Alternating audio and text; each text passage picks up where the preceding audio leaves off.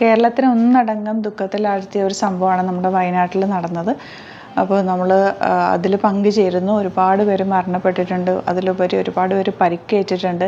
അപ്പോൾ അവരൊക്കെ തന്നെ നോർമൽ ലൈഫിലേക്ക് പെട്ടെന്ന് തന്നെ റിക്കവർ ചെയ്ത് വരാനായിട്ട് ഞങ്ങൾ പ്രാർത്ഥിക്കുന്നു. അതുപോലെ നമ്മളെ കൊണ്ടാവുന്ന ഒരു കൈത്താങ്ങാവാനും നമ്മൾ തയ്യാറാണ്.